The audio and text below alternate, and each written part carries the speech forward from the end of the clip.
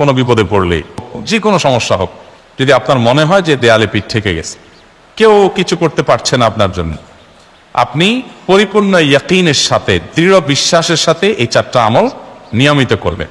ইনশাআল্লাহ গুলি মিস হতে পারে, আপনার দোয়া মিস হবে না। আমি এমন এক ভয়াবহ বিপদে আছি যা থেকে উত্তরণের কোনো পথ আমার সামনে খোলা নাই, এমন কোনো আমল শিখিয়ে দিবেন যে আমলের মাধ্যমে এই ভয়াবহ বিপদ থেকে আমি রক্ষা পেতে পারি। ভাইরা আমার, এই ধরনের প্রশ্ন আমাদের কাছে অহরহ আসে যে এমন বিপদে আছেন যে বিপদ থেকে আসলে রক্ষা পাওয়ার জন্য আপাত দৃষ্টিতে কোনো পথ উনি দু চোখে দেখতে পাচ্ছেন না, এক কথা দেয়ালে পিঠ ঠেকে গেছে।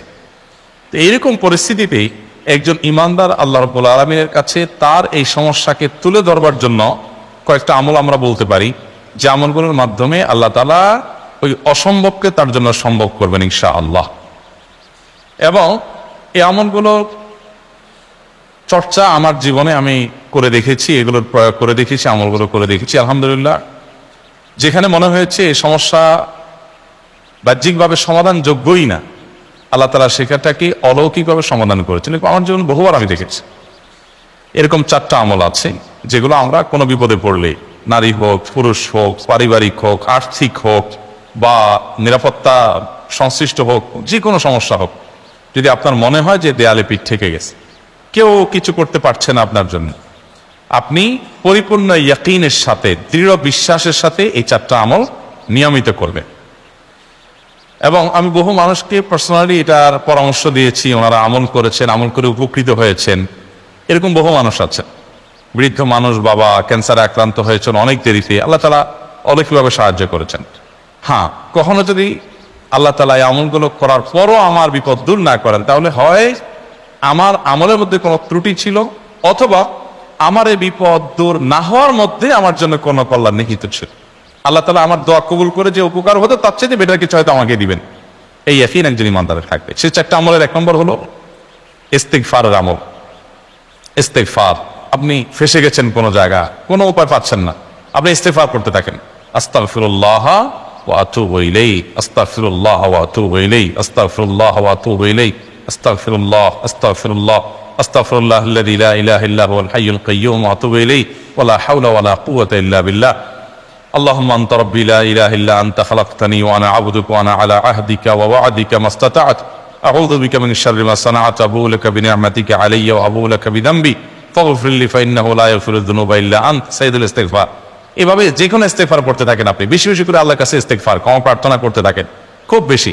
আপনার 2 ঠোঁটে অনবরত আপনি চাইতে থাকেন আল্লাহর কাছে ক্ষমা। এই ইস্তিগফার সম্পর্কে নবী করিম সাল্লাল্লাহু আলাইহি ওয়াসাল্লাম বলেছেন, মান লাজিমাল ইস্তিগফার, যে ব্যক্তি ইস্তিগফারকে আঁকড়ে ধরবে, আঁকড়ে ধরা মানে কি, এটা ছাড়বে না, সে করতেই থাকবে অনবরত। টয়লেটে যাওয়ার সময়টা, ঘুমের সময়টা, খাওয়ার সময়টা বাদে, অবসর নামাজের সময়টা বাদে, সারাক্ষণ সে ইস্তিগফার করবে। এরকম যদি কেউ করে, আল্লাহ রাব্বুল আলামিন জাআলাল্লাহু লাহু মিন কুল্লি হাম্মিন ফারাজা ওয়া মিন কুল্লি দীকিন মাখরাজা, সকল পেরেশানি থেকে, সকল টেনশন থেকে বের হওয়ার পথ আল্লাহ তাআলা অলৌকিকভাবে তার জন্য আবিষ্কার করে দিবেন।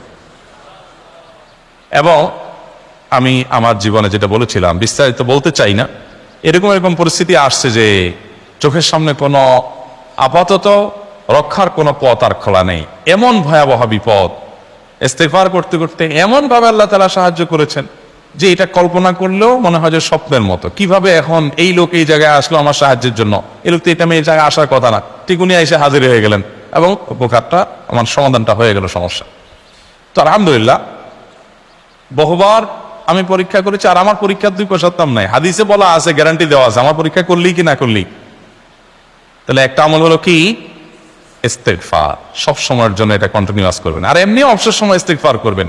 আরবদের মধ্যে সৌন্দর্য আছে, তারা বিভিন্ন ডাক্তারের ওয়েটিং রুমে বা বিভিন্ন জায়গায় মানুষ যেখানে অপেক্ষা করে পাবলিক প্লেসগুলোতে লিখে রাখে ইস্তিগফার করুন, আপনার হাইওয়েগুলোর পাশে লেখা থাকে ইস্তিগফার করুন, এবং তারা আসলে একটু পরপর দেখা যায় ইস্তিগফার করে। ভালো মন্দ গুণ সবার মধ্যে আছে, তাদের এই ভালো গুণটা আছে, ইস্তিগফার বেশি বেশি করা। আমরা ইস্তিগফার সচরাচর এইভাবে অনবরত অবসর সময় করার অভ্যাস অনেকের মধ্যেই নাই, আমরা এটা চালু করবো ইনশাআল্লাহ।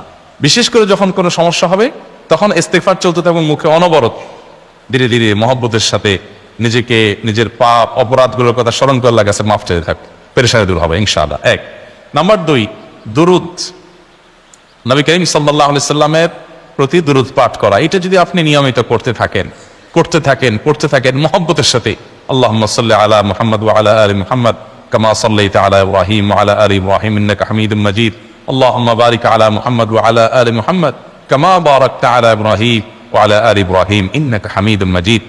আপনি একবার ছোট দুরূদ যদি পড়েন সাল্লাল্লাহু আলাইহি ওয়াসাল্লাম, আল্লাহুম্মা সাল্লি আলা মুহাম্মদ ওয়া আলা আলি মুহাম্মদ, শুধু এইটুকু পড়েন।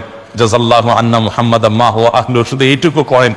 আপনি এভাবে যেই কোনো দুরূদ নবী করিম সাল্লাল্লাহু আলাইহি ওয়াসাল্লাম যদি পড়েন এবং করতে থাকে অনবরত, ইস্তিগফারের পাশাপাশি দুরূদের ক্ষেত্রে নবী করিম সাল্লাল্লাহু আলাইহি ওয়াসাল্লাম বলেছেন যে এইটা তোমার জন্য যথেষ্ট হয়ে যাবে। তুমি যদি আল্লাহর কাছে আর কোনো দোয়া করতে না পারো, শুধু দুরূদটা পড়ো, তোমার সব পেয়ে যাবে, কিচ্ছু লাগবে না।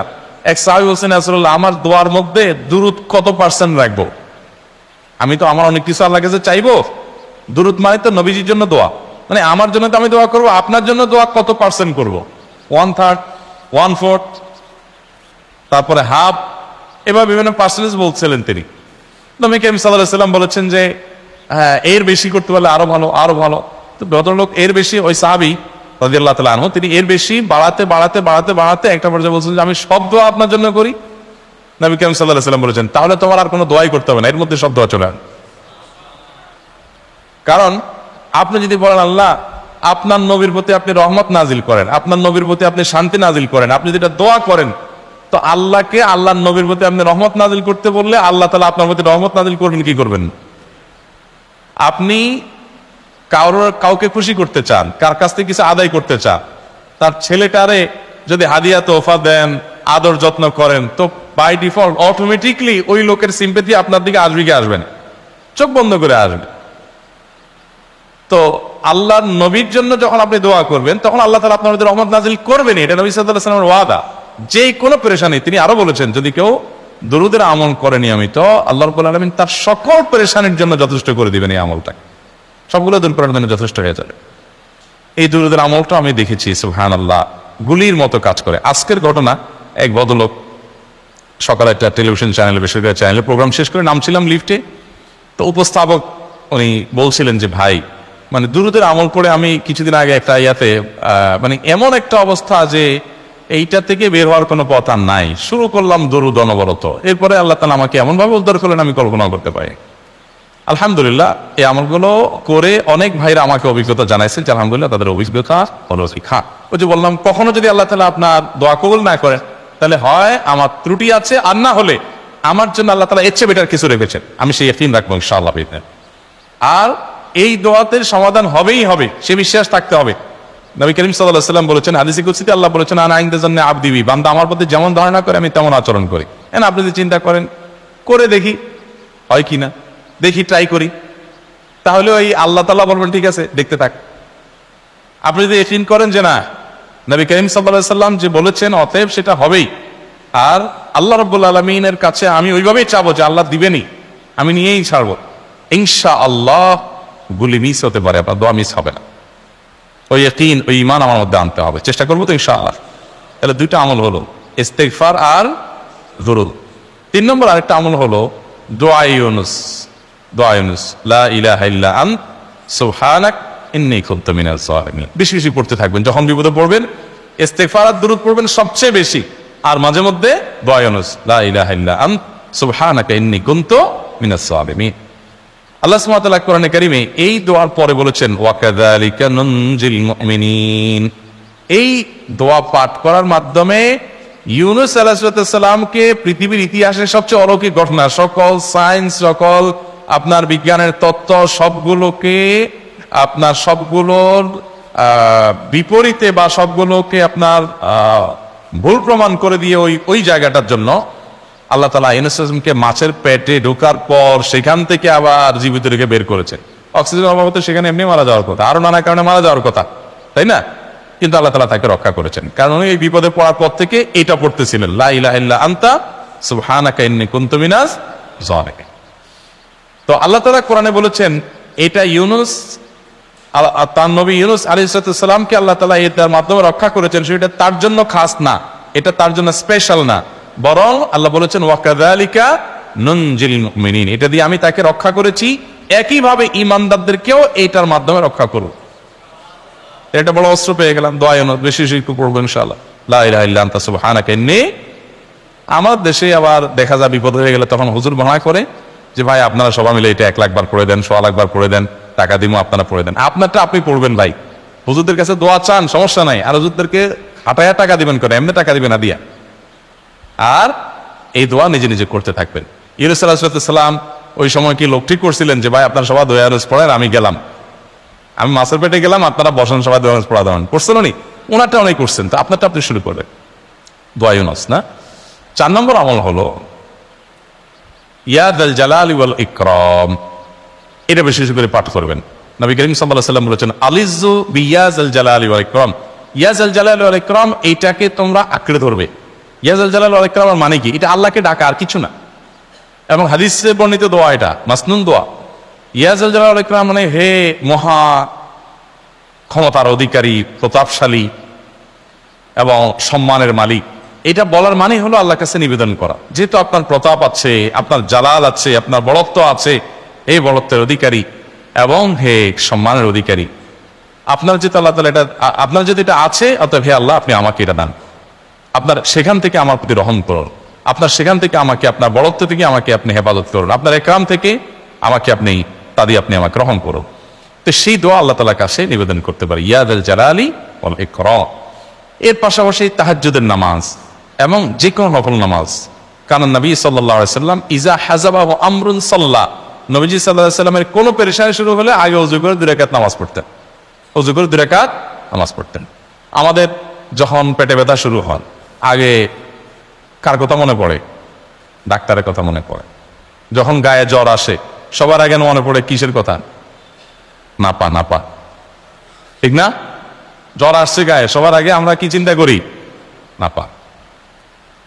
নাপা আপনি চিন্তা করেন, খান, নিষেধ না তো, ওষুধ গ্রহণ করা সুন্নত, নবী সাল্লাল্লাহু আলাইহি সাল্লাম নির্দেশ করেছেন ওষুধ সেবন করতে, আপনি করেন, ভালো কথা।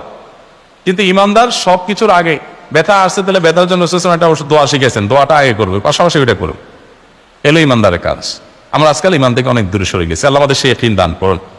তাহাজ্জুদের সময় দোয়া অনেক বেশি দোয়া কবুল হয়। তাহলে 4টা আমল ইনশাআল্লাহ আপনাকে এই ভয়াবহ বিপদ থেকে উদ্ধার করার জন্য সাহায্য করবে ইনশাআল্লাহ। সেই ইয়াকিন নিয়ে করবেন। সেই সাথে as-সাদাকা তারদুল বালা, দান সাদাকা করা, অন্যান্য যে আমলগুলো আছে টুকটাক, সেগুলোর সাথে সাথে চালান। বাকি এই 4টাকে বেসিক্যালি একটু জোরালোভাবে করতে থাকেন।